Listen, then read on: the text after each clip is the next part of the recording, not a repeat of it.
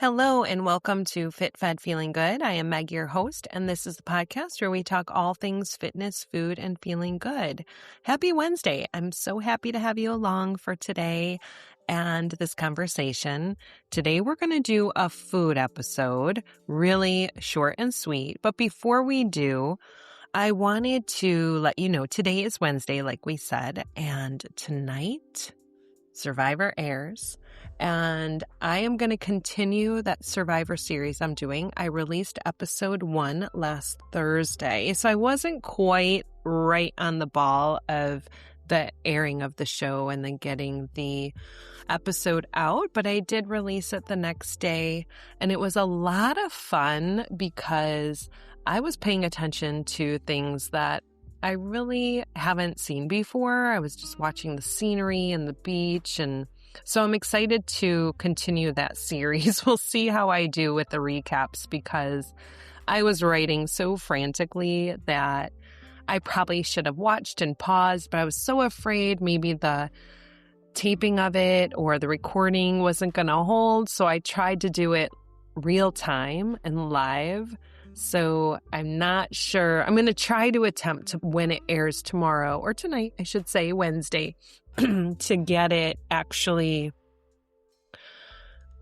my notes looking really good. Okay, so then my second little announcement I wanted to share was our podcast, Redesigning Health and Home with Carrie, who's my co-host. We were a guest on The Reframe with Kathleen Paley, and that episode just aired today. And Kathleen was just so welcoming and nice to have us on. I talked a little bit about Fit Fed Feeling Good and my clients and how that works, and a little bit more about my background. And Carrie talked about her home style and our first act. And she was just so kind to have us on. She's really a supportive, wonderful person. So if you're interested, that podcast is called The Reframe with Kathleen Paley. And I believe it's on Apple or Spotify. And then it just says Conversation with Carrie and Meg of Redesigning Health and Home. So I hope you will go check it out. Well, for today's food episode, as promised, it's going to be short and sweet. I wanted to talk about spring fruits and vegetables. Not even anything specific, but I just have noticed a little turnover at the grocery store that there have been a little bit more fresher tomatoes and some cucumbers. And then on a Facebook page I follow, there's a local farm, and they did just recently post that they had their first set of tomatoes for sale, and they looked really good. So I'm not sure what needs to happen with the weather or the temperature or winter to get these tomatoes to look so good, but they really did. And I'm just excited for, dare I say, summer fruits. You know, strawberries have been really nice, and blueberries, actually, the big ones, have been really tasty. But I'll tell you, before winter fruits disappear, and they don't go away, I'm not saying that, but when they're at their peak freshness, oranges have been just so delicious. I have been picking up the bag of cuties. Now there's 2 or 3 or 4 different brands. Some are really tiny and the skin is very thin. I'll have to say those have not been my favorite. But the actual cuties, where they're a little larger and to peel them is a piece of cake. It's just almost unwrapping a gift, and you have this beautiful little ball of juicy goodness in the orange. Of course, my mouth is watering again because that sounds so good. But the oranges have been delightful.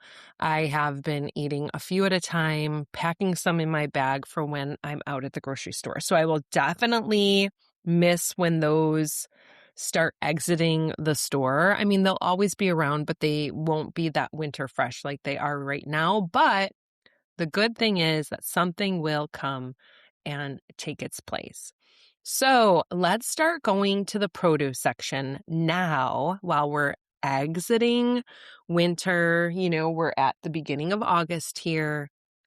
Look around, see what you see that looks really fresh. Maybe try something new. Maybe try something that you haven't tried before. And you can always, if you have access to the internet, just even ask Google what it is and maybe try to find a few recipes to make with it. I don't cook with mushrooms very often, but the last 2 grocery trips I did, I picked up some mushrooms. And we have just been a long, long time ago. It wasn't too long, but I talked about going and doing our weekly grocery shopping list. And now we're eating out of our fridge more often. So it was really fun because I had maybe a quarter of a bag of spinach left, but then I had these mushrooms and I had a half an onion. So instead of putting together a salad with our protein, I just sauteed the onions and the mushrooms and then added the spinach at the end. And it was such a nice little accompaniment that I definitely will do that again. So it's kind of fun to play with ingredients, and maybe you'll find something new that you didn't even know you liked. So with the mushrooms then, I sometimes will make a breakfast for my husband, eggs. And after I made the spinach, mushroom, and onion little side for our protein, he said, "Ooh, can you put some of those mushrooms in the omelet?" So this has opened up just a new flavor profile for just using mushrooms now. So I guess that'll be a little bit of something we were craving. It is funny how our taste buds go up and down. There'll be maybe a week where all I want is egg salad for lunch, where I'm just making it every day or make a huge batch, and I'll eat that for a week until it's gone, and then I'll go on to something else. So I think I'm a creature of habit. I do like to eat a lot of the same things. So then when I do explore a new produce item, it's very fun to see what you can do with it.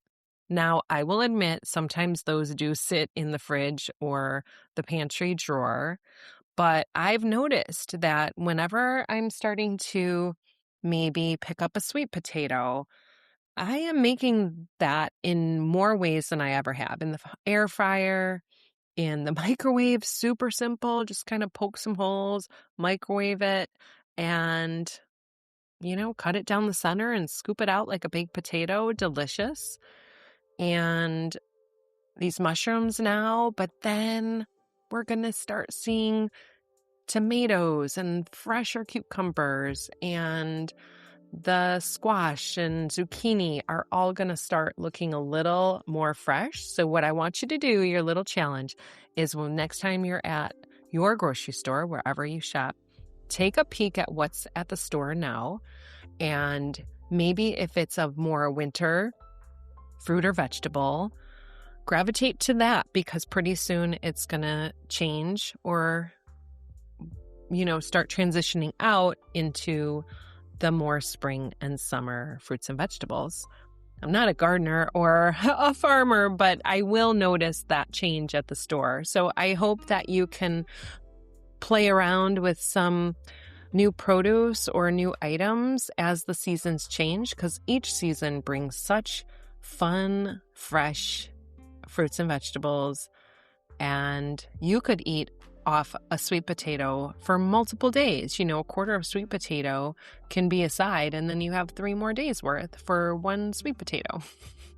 Anyway, that is my short and sweet episode. I want to just thank you for tuning in, and don't forget to look for that Survivor recap for episode 2 of In the Hands of the Fans. That'll be coming out. I'm excited to watch, and we will see you next time. Thanks for joining Fit Fed Feeling Good. Don't forget to rate, review, and follow along so you can stay up with the episodes. And remember, I am not a doctor, nor am I a counselor. This is for entertainment only.